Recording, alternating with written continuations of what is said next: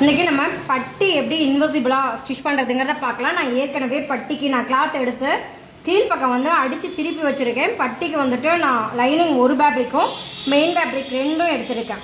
அதே மாதிரி front side dot எல்லாம் பிடிச்சிட்டு ரெடி பண்ணி வச்சுருக்கேன். இப்போ நீங்கள் மெயின் ஃபேப்ரிக் பக்கம் அதே மாதிரி இந்த பட்டியிலையும் மெயின் ஃபேப்ரிக் இருக்கிற அதை மட்டும் எடுக்கிறோம். லைனிங்கை நான் விட்டுறேன்.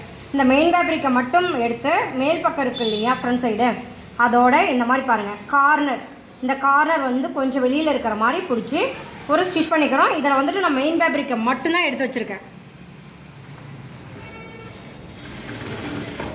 1/2 இன்ச்சுக்கு ஸ்டிச் பண்ணிக்கோங்க.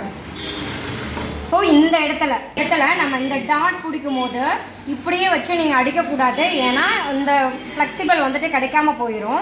இப்போ இதை வந்துட்டு என்ன பண்ணுங்கன்னா இந்த மாதிரி முக்கோண மாதிரி மடித்து பிடிச்சிட்டு நீங்கள் ஸ்டிச் பண்ணுங்கள்.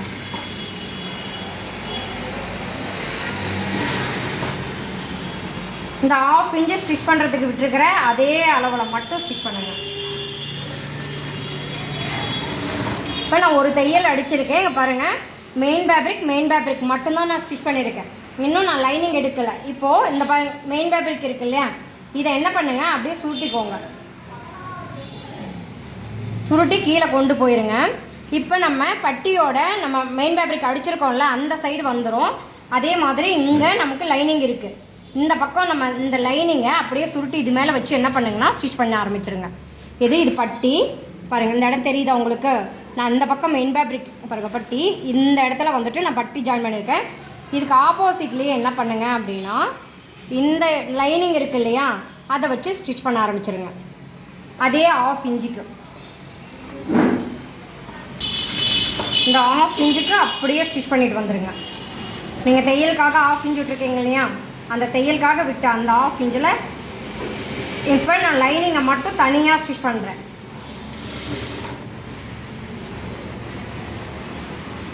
ஆல்ரெடி நம்ம மெயின் ஃபேப்ரிக்கை ஸ்டிச் பண்ணி முடிச்சிட்டோம் தனியாக. இதை மட்டும் தனியாக ஸ்டிச் பண்ணி எடுத்துக்கோங்க. இந்த எக்ஸ்ட்ரா பீஸ் எல்லாம் கட் பண்ணிவிட்டு இப்போ பாருங்கள், இதுக்கு உள்ளார இருக்குல்ல, அந்த கிளாத்தை பிடிச்சி வெளியே எடுத்துக்கோங்க.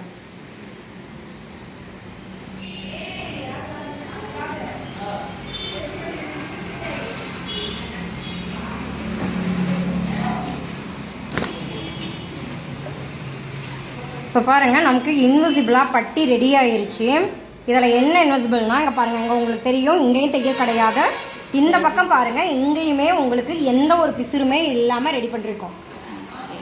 இது இன்னும் டீட்டெயிலாக வேணும் அப்படின்னா நம்மளை ஃபாலோ பண்ணிக்கோங்க. இந்த மாதிரி சின்ன சின்ன டிப்ஸுக்கெல்லாம் ஃபாலோ பண்ணி வச்சுக்கோங்க.